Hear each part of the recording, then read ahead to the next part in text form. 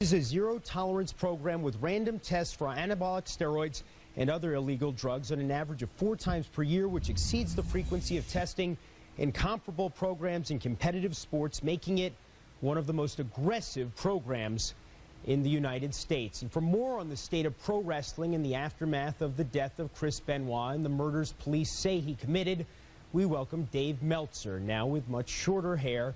He's the editor of Wrestling Observer newsletter. We're also joined by former pro wrestler Lance Storm. He now runs a wrestling academy in Calgary, Alberta. Lance, you and Chris Benoit spent many years working the same circuits. Most people describe Benoit as easygoing, a true pro, someone who is devoted to his son. What do you think happened to him? Well, I think it's a combination of a lot of factors, and I think that's what's causing the problem is everybody's trying to point their finger at one thing. Was it steroids? Was it roid rage? And I think pinning it on one thing is too simplistic. I think obviously, they found practically a pharmacy of drugs at his house. I think steroids might have been a contributing factor to his mental state.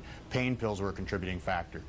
Job stress, marital stress, family stress. I think all of those factors combined to obviously, make him snap. And again, I didn't know him as well as people think I did.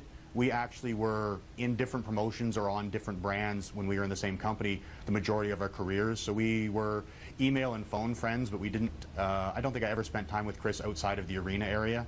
So I wasn't as close to him as a lot of guys were.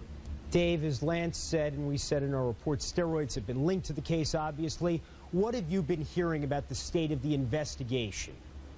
Well, I mean, again, I really agree with Lance. I think that by blaming it on steroids, you're taking a very lazy approach but steroids may have had a factor.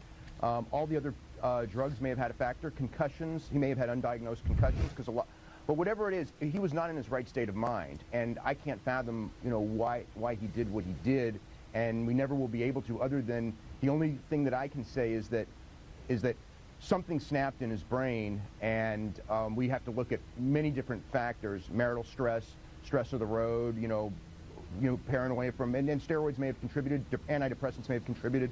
These are all different aspects of what happened. Lance, WWE is saying that Benoit passed his last drug test in April. It says that its talent wellness program is cleaning up the industry. How much truth is there to that?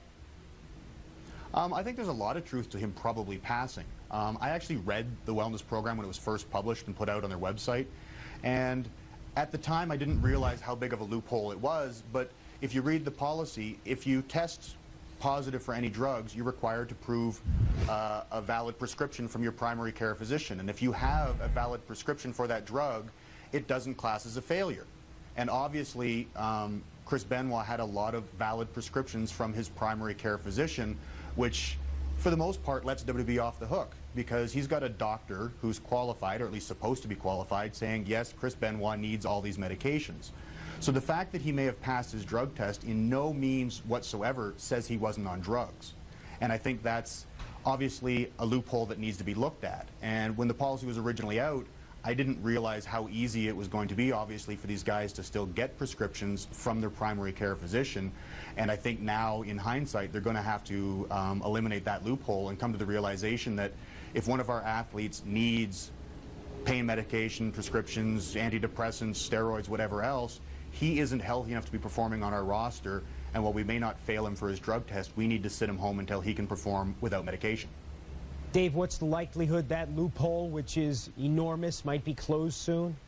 I think I expect that some loopholes will be closed soon, but Lance is talking about a situation where if a guy needs painkillers to perform, be sent home until he's healthy.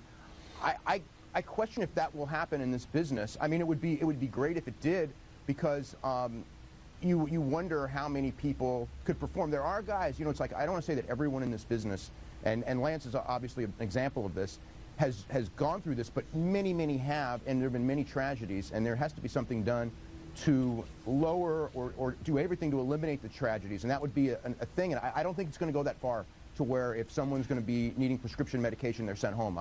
I mean, that'd be wonderful, but I can't imagine it going that far. Yeah, I don't see it going that far either, but I think the thing that everybody keeps missing the boat on, and this is what always gets me angry, is the boys keep putting that perception out there that we need these medications for the bumps and bruises and aches and pains of the industry. And I think that's a crock. I think the majority of people that get on drugs is just their way of dealing with hardships on the road. And when I broke in, I can't count the amount of times in my first, month in the business that I had all the veterans saying, I'll give you 6 months till you're hooked on pills. And it's just the accepted norm. And in this industry, there's an expression, perception becomes reality.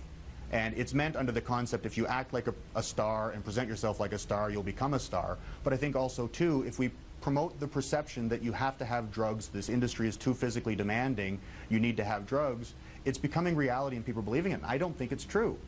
We've got, we now wrestle, WWE does at least, 2/3 the road schedule they did in the original Hulk Hogan era.